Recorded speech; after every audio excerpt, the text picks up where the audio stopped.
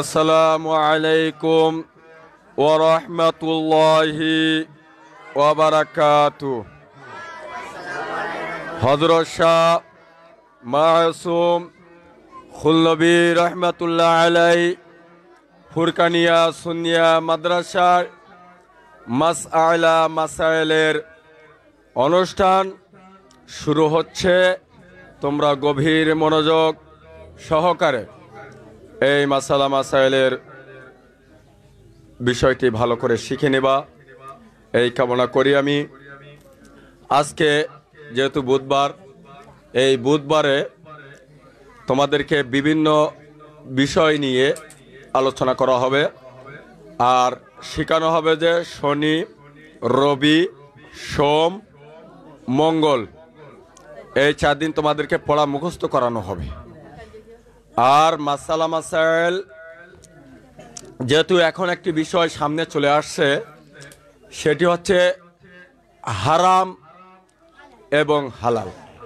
হারামটা কি আর হালালটা কি?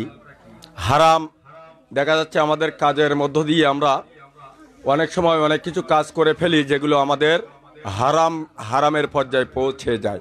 সুতরাং এই হারামটা যদি না জানা হয় তাহলে এই যেমন অনেকে প্রশ্ন করে, হুজুর হারাম কোনটা আমরা কি করে বুঝবো? এই জন্য আমি এই বিষয়টা তোমাদেরকে জানাবো। একটু গভীর মনোযোগ, তোমাদের নির্দিষ্ট টাইমের ভিতরেই তোমাদেরকে ছেড়ে দেওয়া হবে।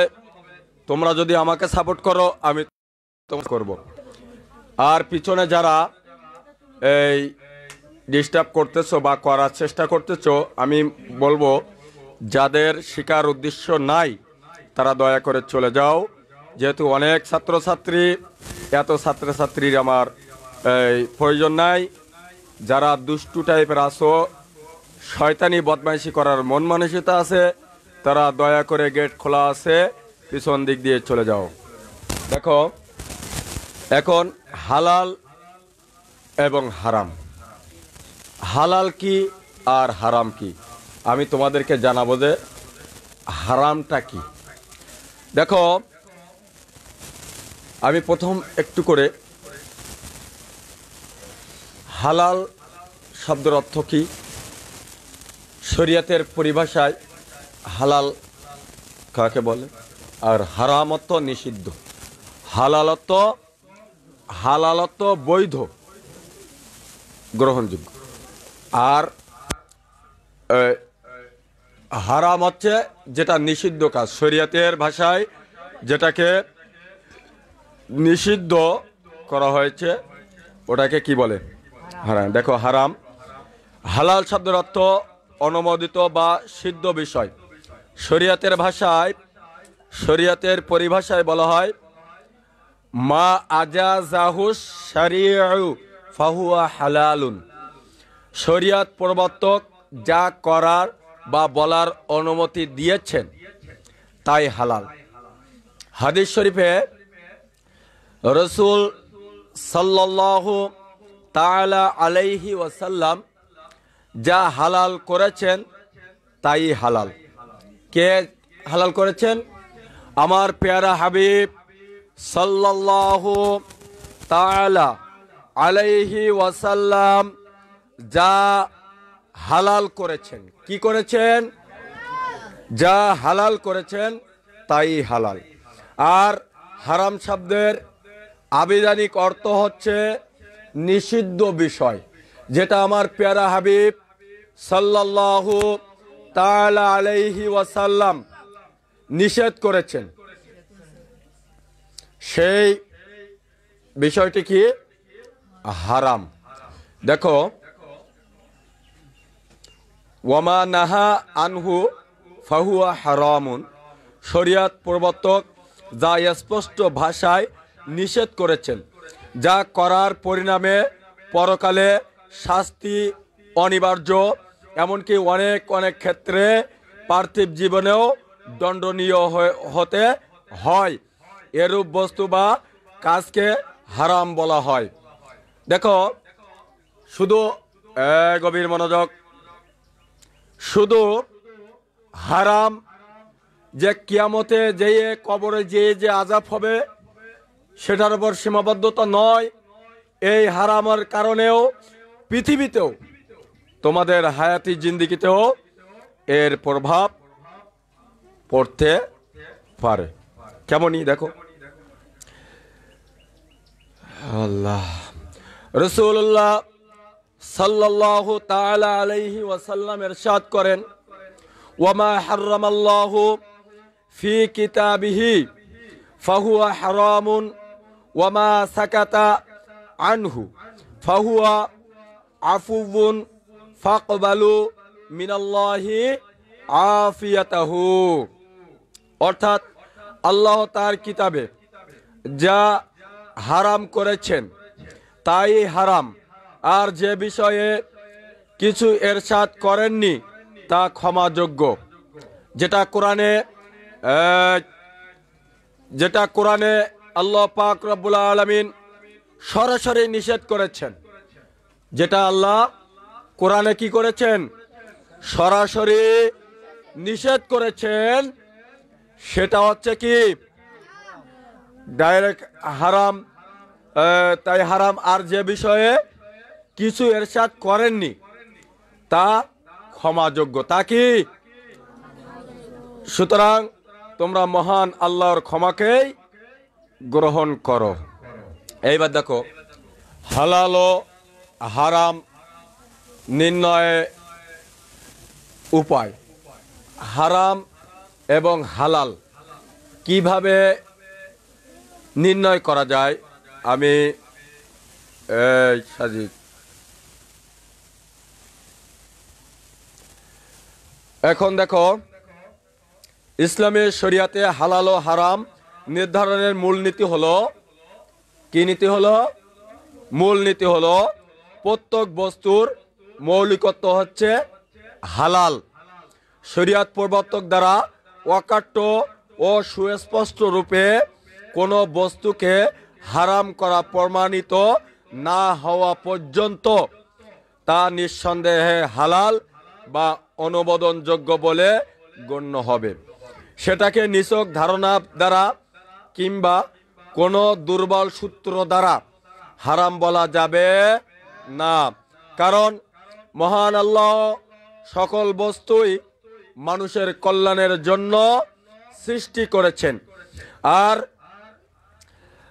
কল্যাণকর বস্তু মাত্রই হালাল বা বৈধ হওয়ার দাবি রাখে। তবে কিছু কিছু বস্তুর মধ্যে অল্প বিস্তর ক্ষতিকর বিষয়ও থাকে, বিধায় ওই বস্তুর অবৈধতা বিবেচিত হয়। যেমন কোরআন মাজিদে মদ, খমরুল মদ মাইসির জুয়া খেলা সম্পর্কে বলা হয়েছে। কোরআনে কি বলা হয়েছে? কোরআনে কি কোন সম্পর্কে বলা হয়েছে?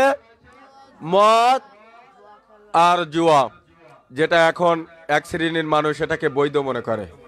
এক শ্রেণীর মানুষ কি এটাকে বৈধ মনে করে। আল্লাহ পাক রব্বুল আলামিন তার কালামুল্লাহ শরীফে ইরশাদ করতেছেন, কুল ফিহিমা ইসমুন কাবীরুন ওয়া মানাফিউ লিন-নাসি ওয়া ইসমুহুমা আকবারু মিন নাফইহিমা। হে রাসূল সাল্লাল্লাহু তাআলা আলাইহি ওয়াসাল্লাম, আপনি বলে দিন ওই দুটির মধ্যে রয়েছে মহাপাপ। কোন দুটি?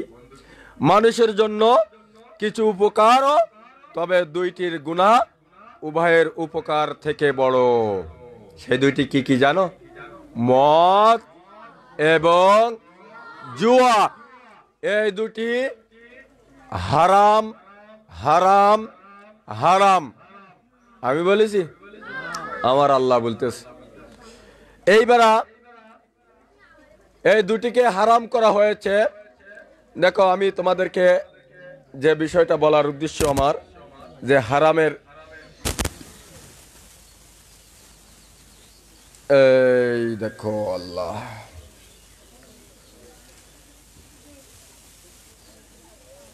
এইবার তোমার আমার মাধ্যমে যেগুলো তোমার আমার মাধ্যমে যেগুলো সচরাচর সংগঠিত হয়, আমি সেই বিষয়টা সম্পর্কে জানানোই আমার মূল উদ্দেশ্য। তার কারণ এখন বর্তমান তোমাদের চলার পথে তোমরা যে কি কাজ করতেছো, ওই কাজের ভিতরে কোনটা হারাম কোনটা হালাল এটা জানার প্রয়োজন আছে কিনা? অনেকের কিন্তু গাজালা করলে আমার কিন্তু কিছু করে না, আমি কোরআন এবং হাদিস থেকেই তোমাদেরকে উদ্বৃত্ত দেব। এখন এর ভিতরে যদি কারোর গায়ে লাগে আমি কিন্তু দায়ী নয়। কি জন্য?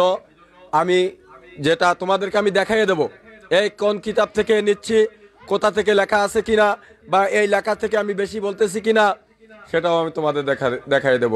তবে আমার জায়গা থেকে আমার বলার দায়িত্ব, শেখানোর দায়িত্ব। এখন তোমাদেরকে যদি বলি হারাম কাজ থেকে বিরত থাকবা, তোমরা যদি হারামটা সম্পর্কে না জানো তাহলে বিরতটা থাকবা কি করে? সুতরাং দেখো,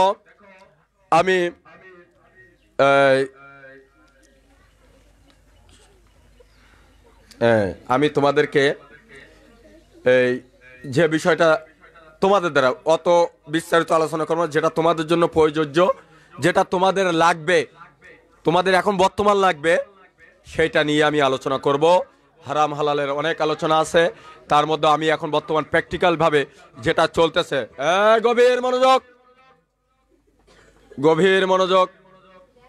এখন বর্তমান দেখো, আল্লাহ পাক রব্বুল আলামিন ইরশাদ করেন, আমি প্রথম কোরআন দিয়ে শুরু করি। ইয়া আইয়ুহাল্লাযীনা আমানু ইন্নামাল খামরু ওয়াল মাইসিরু ওয়াল আনসাবু ওয়াল আজলামু রিজসুম মিন আমালিশ শায়াতিন মিন আমালিশ শায়াতানি ফাজতানিবুহু লাআল্লাকুম তুফলিহুন। হে ঈমানদারগণ, ইয়া আইয়ুহাল্লাযীনা আমানু, হে ঈমানদারগণ। আল্লাহ পাক রব্বুল আলামিন কাদেরকে সম্বোধন করেছেন? ঈমানদারদেরকে। এখানে আল্লাহ পাক রব্বুল আলামিন বলেন ইয়া আইয়ুহান নাস, হে মানব সম্প্রদায়। এখানে যারা ঈমান আনে, আল্লাহকে বিশ্বাস করে, আল্লাহর রাসূলকে বিশ্বাস করে, ফেরেশতাদেরকে বিশ্বাস করে, কিয়ামতকে বিশ্বাস করে, কবরকে বিশ্বাস করে, মৃত্যুকে বিশ্বাস করে, তাকদীরকে বিশ্বাস করে, তাদেরকে সম্বোধন করে বলা হয়েছে। এখন এই কথা যারা মানবে না তারা মনে করতে হবে কি আল্লাহ তাদেরকে বলে নাই, ইয়া আইয়ুহাল্লাযীনা আমানু বলেছে, হে ঈমানদারগণ। যারা ঈমানদার হবে তাদেরকে বলা হয়েছে। আমার কথা শুনে কারো চুলকানে লাগলে বা কারোর খারাপ লাগলে আমার কিছু করার না, আমি কোরআনের কথাই বলতেছি। হে ঈমানদারগণ, জুয়া, ভালো করে খেয়াল করো, জুয়া, মূর্তি এবং ভাগ্য নির্ণায়ক অপবিত্র শয়তানি কাজ। সুতরাং তোমরা তা থেকে বেঁচে থাকো যাতে তোমরা সাফল্য লাভ করো। এইবার দেখো অনুরূপ হারাম কাজ কোনগুলো। আমি একদম লাস্ট প্রান্তে চলে আসছি, আমি একেবারে লাস্ট প্রান্তে চলে আসছি।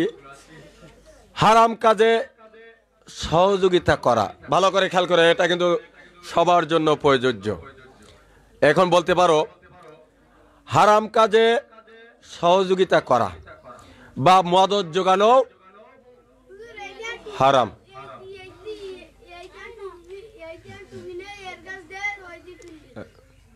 আচ্ছা ঠিক আছে।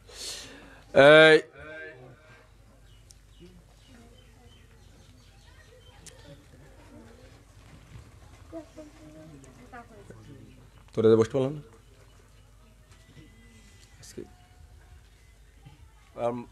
মোবাইলটা বন্ধ করতে, ও মোবাইলটা বন্ধ করো, পড়ার সময় কে মোবাইল চালাও।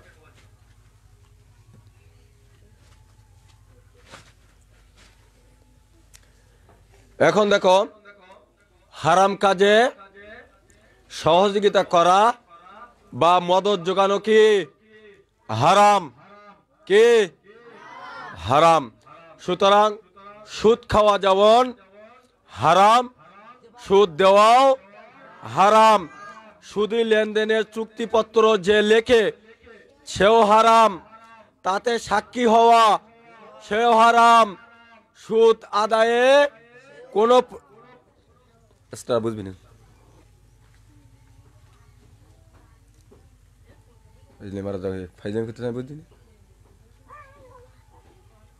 অতি ভক্তি চোরের লক্ষণ, এটা আমি জানি না।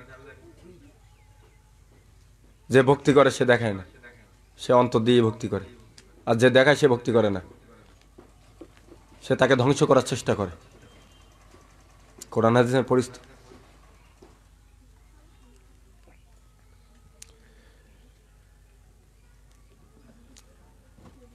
তাহলে সুদ খাওয়া যেমন হারাম, সুদ দেওয়াও হারাম। সুদী লেনদেনের চুক্তিপত্র লেখাও কি হারাম, তাতে সাক্ষী হওয়াও হারাম। সুদ আদায়ে কোনো প্রকার সহযোগিতা করা সবকিছু কি হারাম। অনুরূপ ব্যভিচার হারাম, অবৈধ সম্পর্ক হারাম। এ হারাম কাজে যাবতীয় সহায়তা ও সহযোগিতাও হারাম। এই বিষয়টা একটু ভালো করে বুঝে নাও।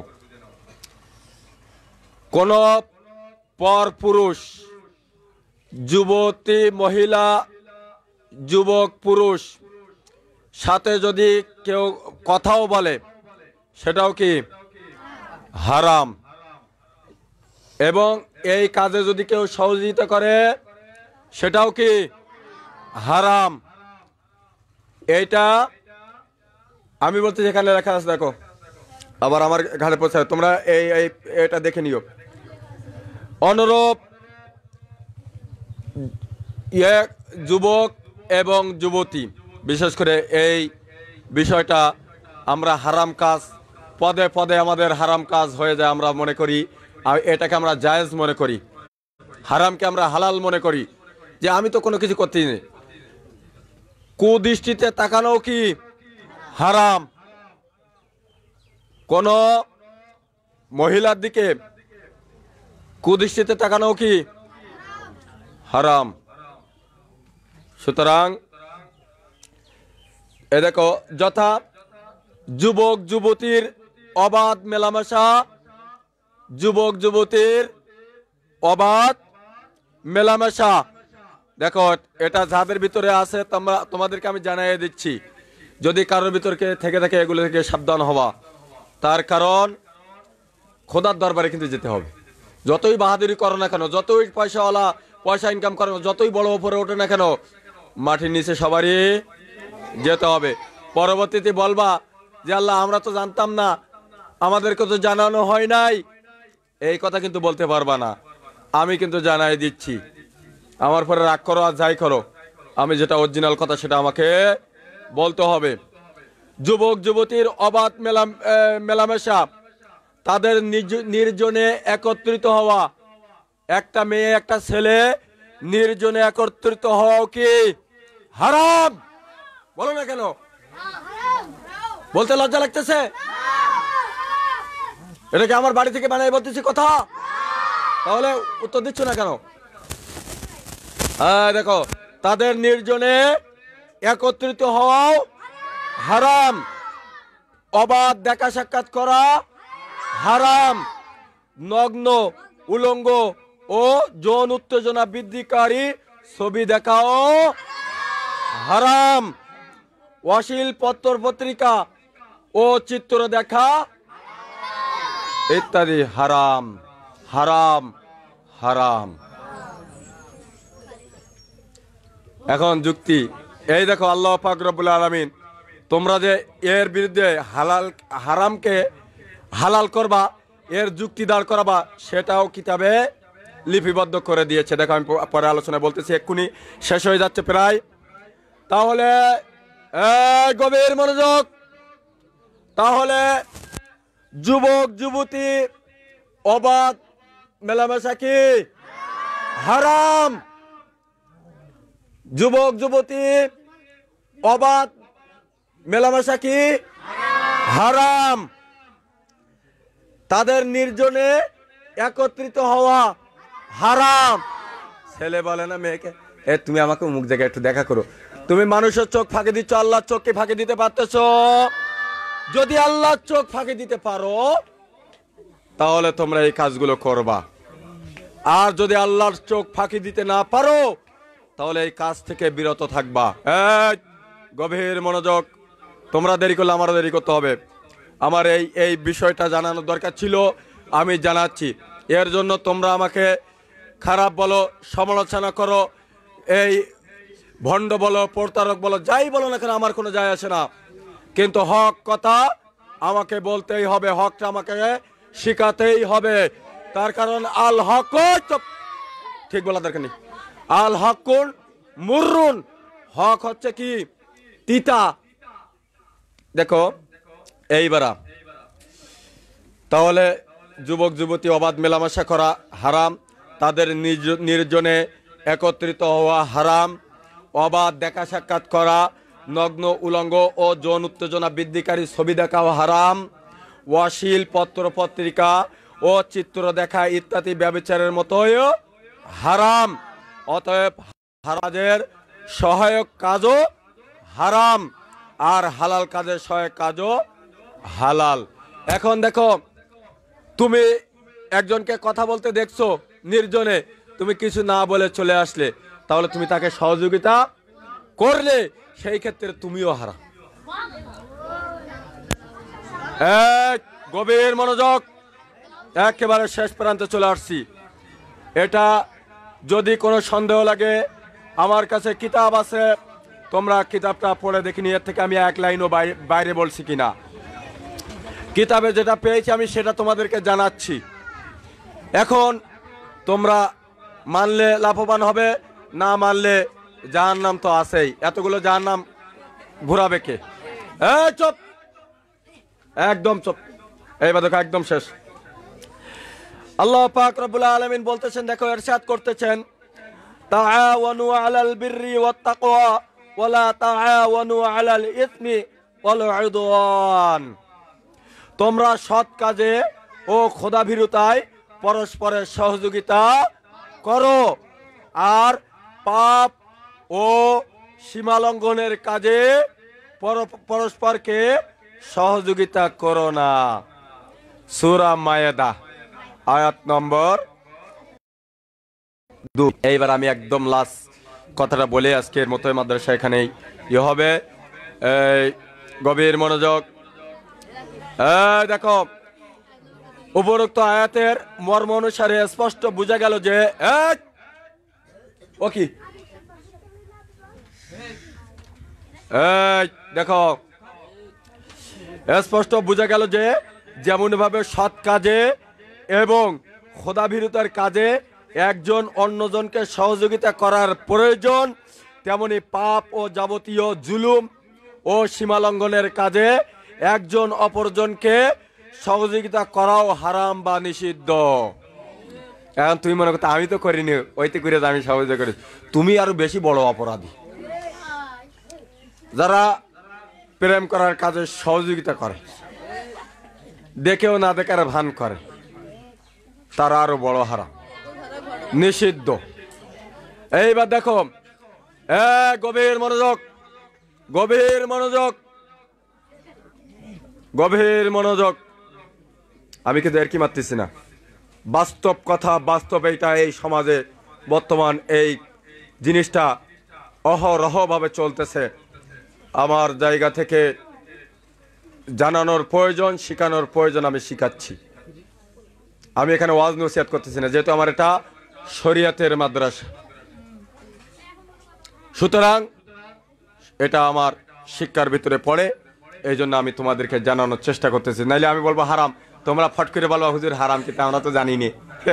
তোমরা যেটাকে বৈধ মনে করতেছো, তোমরা মনে করো যে একটা ছেলে একটা মেয়ের সাথে কথা বলতেছে, আমি তো শুধু কথা বলতেছি, খারাপ তো কিছু করতেছি না, কিন্তু এটা যে হারাম হয়ে যাচ্ছে তোমার জন্য, যে হারাম, এটা তুমি বুঝতেছো না। কিন্তু এটা দ্বারা আমাদের বালা মুসিবত, এত এই দুর্ভোগ কেন?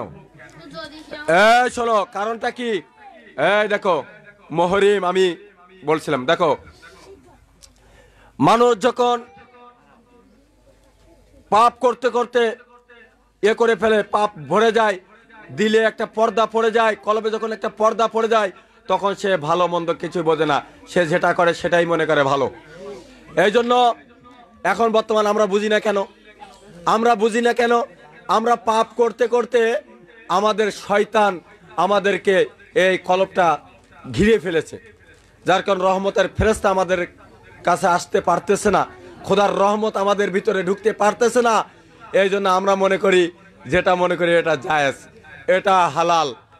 কিন্তু মুমিন ব্যক্তি যারা, তারা হালাল হারাম বেঁচে চলে। আর আমার তরিকায় নকশবন্দিয়া মুজাদ্দিদিয়া তরিকা চুপ, আমার গৌসুল আজম খুল্লবী রহমতুল্লাহ আলাইহির যে তরিকা, এই তরিকার মূল শিক্ষা প্রথম নম্বর এটা হচ্ছে হালাল হারাম বেঁচে চলবো, হালাল রুজি রোজগার করব, হালাল হারাম থেকে বেঁচে থাকবো। যেহেতু এই শিক্ষাটা দিচ্ছি এই কারণে, আমার গৌসুল আজম খুল্লবী রহমতুল্লাহ আলাইহির যখন ওনার তরিকার মধ্যে দাখিল হয়, শামিল হয়, তখন উনি ওনার এর মধ্যে থাকে হারাম হালাল থেকে বেঁচে থাকবো। ঠিক আছে, এই জন্য হারাম হালাল জানা দরকার। এই দেখো, যাক, আমার গৌসুল আজম খুল্লবী রহমতুল্লাহ আলাইহির এই যে তরিকাতের একটি বিষয় আমি তোমাদেরকে জানানোর চেষ্টা করতেছি। অনুরূপ হারামকে হালাল করার উদ্দেশ্য ফন্দি অবলম্বন করো, শরিয়াতে হারাম। এইবার এসো, অনেকে যুক্তি দেয় না, অনেকে যুক্তি দেয় কিনা যে আমি তো শুধু কথা বলেছি, আমার কি হবে? আল্লাহ বলতে দাঁড়া, তোরা যে ওই যুক্তি দিবি বান্দা, তোর সৃষ্টি করেছি আমি মাওলা, তোরা যে ওই যুক্তিও দিবি সেটাও আমি খণ্ডন করে রেখেছি, তোরা কি কথা বলবি সেটাও আমি জানি। সুতরাং আল্লাহ বলতে দেখো, অনুরূপ হারামকে হালাল করার উদ্দেশ্য কৌশল, ফন্দি আটানো, বুদ্ধি যুক্তি দিয়ে ওই হারামটাকে হালাল করার জন্য চেষ্টা করাও হারাম। ভালো করে বুঝো, যুক্তি দিও না জানো। অনেকে যুক্তি দেয়, হুজুর ভাই আমি তো করি না, আমি শুধু একটু কথা বলেছি দেখেছি। এখানে যুক্তি দেওয়াও, ফন্দি করাও, কৌশল করাও কি হারাম, হারাম, হারাম। সাবধান। তার কারণ ইহুদিগণ এমনই অপকৌশল অবলম্বন করে হারামকে হালাল করতে দ্বিধাবোধ করত না। কারা? ইহুদিরা এই হারামকে হালাল প্রমাণ করতে দ্বিধাবোধ করত না, যার তারা বিশ্ব নবী সাল্লাল্লাহু তাআলা আলাইহি ওয়াসাল্লাম সে উম্মতের উদ্দেশ্য সতর্ক বাণী উচ্চারণ করেয়া ইরশাদ করেন, একদম শেষ, এইটা বলেই তোমাদের শেষ। লা তারকাবু মারতাকাবাহু ওহুল ইয়াহুদু ওয়া তাস্তাহিল্লু মাহারিমাল্লাহি বিআদনাল হিলা। ইহুদিগণ যে কাজ করেছিল তোমরা সে কাজ করো না, আর আল্লাহ তাআলার হারামকৃত বস্তু সমূহকে নগণ্য কৌশল ও ফন্দি অবলম্বন করে অর্থাৎ হালাল করো না, এটা নিষেধ করেছেন। এই জন্য যুক্তিও দেওয়া যাবে না, যেটা হারাম সেটা হারামই, এটাকে হালাল করার চেষ্টা করাও হারাম। এবার গভীর মনোযোগ। সুতরাং আমি যুব সমাজ, আমার ছাত্র সমাজ, ছাত্রী সমাজকে আমি অনুরোধ জানাবো এই হালাল এবং হারাম বিষয়গুলোর উপরে খেয়াল রেখে চলার জন্য। তার কারণ দেখো বাবারা, মরতে সবারই হবে। তুমি হারামে লিপ্ত হয়েছো, এর জন্য তোমার মা বাপকে কষ্ট দিতে চাও, তোমার আত্মীয় স্বজনকে কষ্ট দিতে চাও, তোমার একটি ভুলের কারণে, এই হারামের কারণে তোমার পিতামাতার উপরে যেই বর্তাচ্ছে, যে পিতামাতা তোমাকে 10 মাস 10 দিন গর্ভে ধারণ করে লালন পালন করেছে, সেই পিতামাতার কষ্ট দিতে চাও? হ্যাঁ, তাহলে আমি অনুরোধ করব হযরত শাহ মাসুম খুল্লবী রহমতুল্লাহ আলাই ফুরকানিয়া সুন্নিয়া মাদ্রাসার ছাত্রছাত্রী এবং যারা আমার লাইভের সাথে অ্যাড আছেন, আমি তাদেরকে অনুরোধ করব এই হালাল এবং হারামের বিষয়গুলো মাথায় রেখে সেইভাবে আমল করার তৌফিক দান করুক। আমি সবাই বলো আমিন। এবং সমাজে যে আমাদের যুব সমাজ, আমাদের মা বোনেরা, আমাদের ভাই এবং বোনেরা যে হাসির ছলে ঠাট্টার ছলে যে কর্মগুলো করতেছে, আমাদের খেয়াল রাখতে হবে সেগুলো হারাম পর্যায়ে পড়তেছে কিনা, এবং হারাম পর্যায়ে যদি পড়ে তার থেকে তাদেরকে বিরত রাখার জন্য আমি সকলকে আহ্বান জানাচ্ছি। এই বলে আজকে উত্তর মাদ্রাসার মাসআলা মাসাইলের অনুষ্ঠানে এখানে সমাপ্ত ঘোষণা করছি। ওয়া আখিরি দাওয়ানা আনিল হামদুলিল্লাহি রাব্বিল আলামিন। আসসালামু আলাইকুম ওয়া রাহমাতুল্লাহি ওয়া বারাকাতুহু।